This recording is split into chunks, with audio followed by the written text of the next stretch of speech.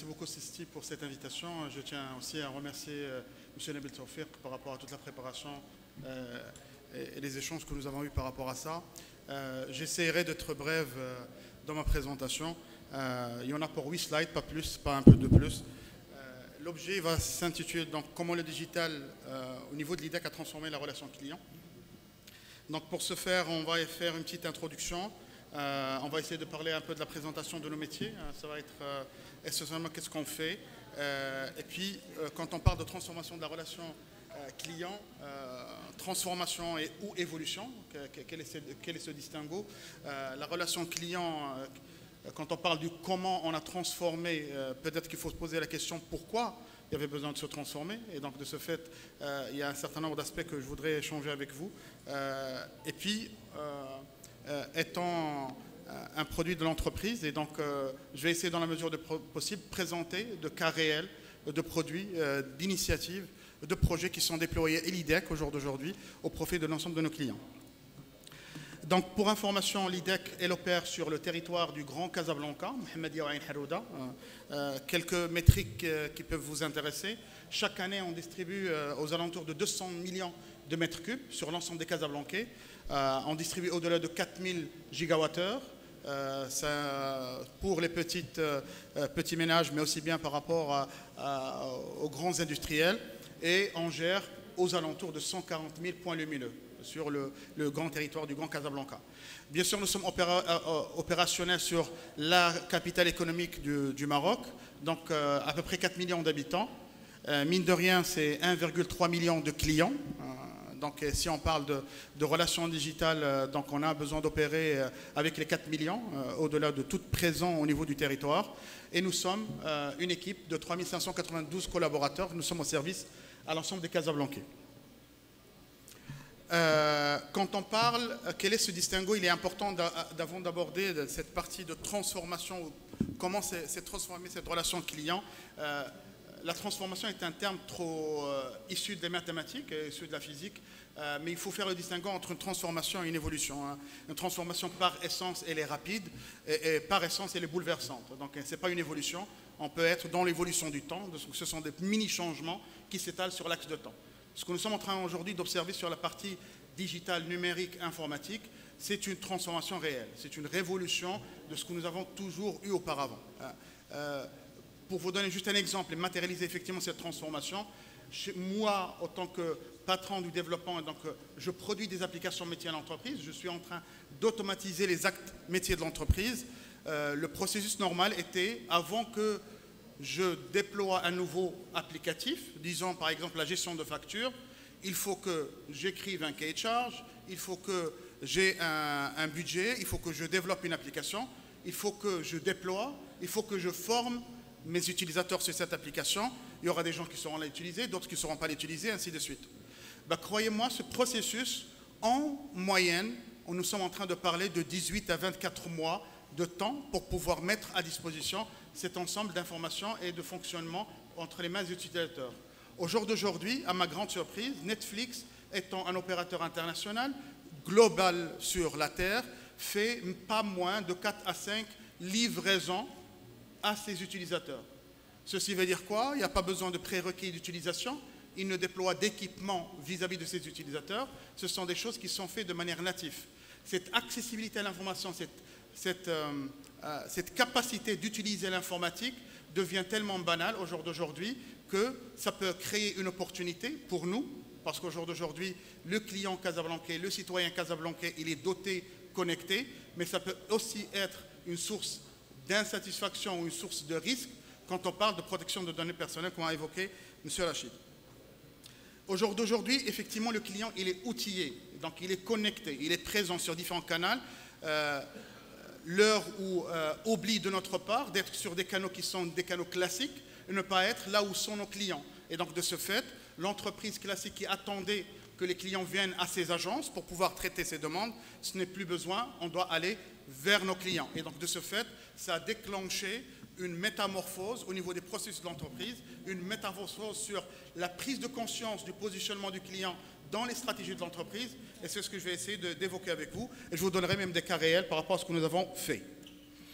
Donc cette transformation, le pourquoi Puis le comment, donc pourquoi? Parce qu'effectivement ça change à une vitesse de lumière, chaque chose sont développées, sont mises entre les gens des utilisateurs, il n'y a plus besoin d'être un informaticien, d'être un sachant d'informatique pour pouvoir l'utiliser.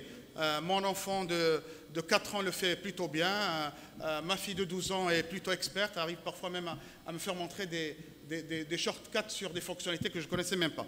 Et donc de ce fait, donc nous avons au jour d'aujourd'hui, au niveau du Grand Casablanca, un ensemble de citoyens, de clients LIDEC qui sont dotés d'informatique, qui sont connectés. Opportunités, menaces, risques, quelle évaluation à faire? Mais quel qu'il en soit, l'IDEC se devait de se poser la question, se devait de faire un pause, de se faire un arrêt et dire comment faire face à cette opportunité, telle une opportunité, ou comment aménager cette menace. Après, pour vous déclarer encore plus cette transformation à l'infini et cette rapidité qui est quelque part qui est non contrôlée, au jour d'aujourd'hui, au niveau de l'entreprise et même au niveau du Grand Casablanca, nous sommes en train d'être comparés de manière permanente aux opérateurs internationaux. L'IDEC fait partie du groupe Suez, effectivement un opérateur international, mais on va nous comparer à Ian qui est en Grande-Bretagne, on va nous comparer à Water Services qui sont à Atlanta, parce que cette accessibilité, ce qui était auparavant loin, out of reach, aujourd'hui il est accessible. Et parce qu'on le voit sur son portable à lui, à Casablanca, au Maroc, quelque part il y a un shortcut psychologique qui s'est opéré, quelque part il est accessible puisque je le vois. Et le paradigme et l'expression extraordinaire que je reçois à travers l'entreprise, moi je vous demande une fonctionnalité qui est très simple. Hier, j'étais capable de le faire sur Google. Au jour d'aujourd'hui, oui, vous le faites sur Google, mais Google, ça fait au-delà de 100 000 centres serveurs, au-delà de 50 centres de calcul à travers le monde et une infrastructure qui dépasse les milliards de dollars pour son investissement. Mais ce shortcut qui est parfois toujours recherché pour véhiculer la marque au jour d'aujourd'hui, peut être une source d'insatisfaction. La LIDEC, elle avait besoin de se poser ces questions, à marquer cet arrêt et à opérer cette transformation. Voilà le pourquoi de la chose. Après le comment, effectivement, le client est devenu acteur. Et on va voir un peu sur les slides qui suivent comment il est devenu acteur. Et l'IDEC ne fait pas que vendre ou distribuer de l'eau et de l'électricité au jour d'aujourd'hui. Elle contribue au bien-être de nos clients et de nos citoyens casablancais. Et donc le déplacement en agence, il faudra l'éviter. Rappelons-nous un peu un temps, pour payer une facture, il faut aller sur la rue Diori, attendre, se réveiller de bonne heure, à 8 heures, et puis essayer de payer sa facture. Au jour d'aujourd'hui, ce n'est plus le cas, on n'a plus le droit de faire ça. La personne est capable de se connecter sur l'intranet de sa banque, retrouvera les impayés de l'IDEC et pourra opérer son paiement sans se déplacer. Donc cette exigence, elle est là de facto et donc quelque part, voilà le pourquoi nous l'avons fait. Et bien sûr, il est un agent actif dans l'amélioration au jour d'aujourd'hui. Quand le client, le citoyen, quand il voit une fuite sur la voie publique, il est aussi acteur dans le développement durable de cette ville et de ce pays. Après, comment sommes-nous arrivés? Je vais essayer de vous raconter l'histoire de l'IDEC en trois étapes. Donc la première étape qu'on voit ici, donc, le client, le citoyen, il avait besoin de se déplacer à l'IDEC pour créer un contrat, pour payer une facture ou pour initier une demande. Et donc de ce fait, il était connecté au back-office et nous avons des agents terrain qui étaient connectés à la radio auparavant. En 2005, nous avons opéré la première évolution, centre de relations clientèle. On est capable d'initier des demandes à partir de téléphone, il n'y a plus besoin de se déplacer. V3, nous sommes en 2019, excusez-moi. Au jour d'aujourd'hui, nous sommes en train d'initier les processus de l'entreprise à partir d'un équipement mobile. Bien sûr, ce qu'il faut savoir, c'est que quand on dote les clients, il ne faut pas quelque part sous-doter, si je peux me permettre ce terme, nos agents terrain. Et quelque part, il faudra partager cette même richesse et c'est un challenge réel.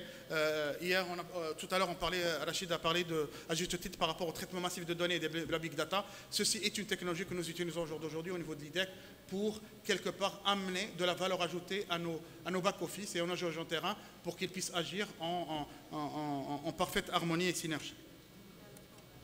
Un cas d'utilisation réelle. Au jour d'aujourd'hui, si vous passez par la rue Diori, vous allez voir le centre de veille et de coordination de l'IDEC. Donc c'est un centre on se veut de la pointe de la technologie. Nous sommes sur du temps réel, nous sommes sur des demandes qui arrivent soit par des équipements mobiles, soit par du téléphone.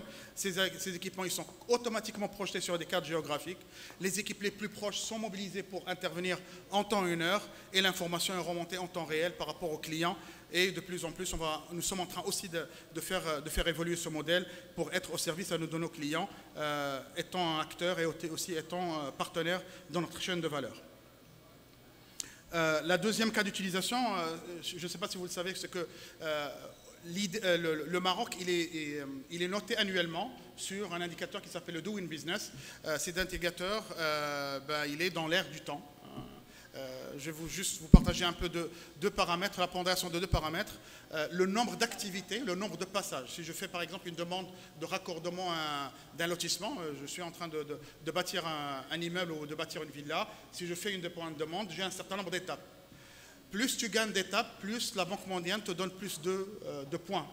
Même si tu as le digital. Ceci nous a quelque part poussé à penser plus à l'optimisation, à la revue de nos processus, que d'attaquer la digitalisation pour la digitalisation. Donc, ceci est un paradigme essentiel. Nous l'avons fait pour les lotisseurs aménageurs du Grand Casablanca, parce que l'attractivité et le fait que Casablanca est une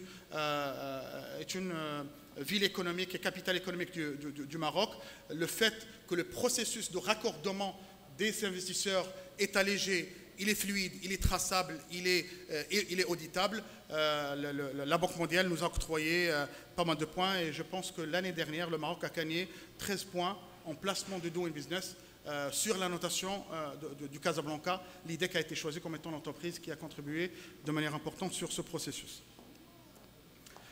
Conclusion, la relation client dans le digital. Effectivement, le digital amène plein de promesses. Mais il faut rester, donc ça a été dit dans le panel 1 et 2, il faut rester humble, il faut rester transparent, mais il faut aussi rester pragmatique. Quand j'ai fait une demande sur l'intranet par billet mobile, ne me demandez pas de me dépasser en agence pour déposer une photocopie d'une carte nationale. Donc cette pragmatique, cette transparence, elle est essentielle et aussi à créer de la valeur par rapport à l'ensemble de vos clients. La deuxième chose que je voudrais partager aussi avec vous, ça doit être du concret. Le digital n'est pas une finalité en soi-même. La finalité, c'est de satisfaire le client, engager le client et servir le client. Je vous remercie pour votre attention.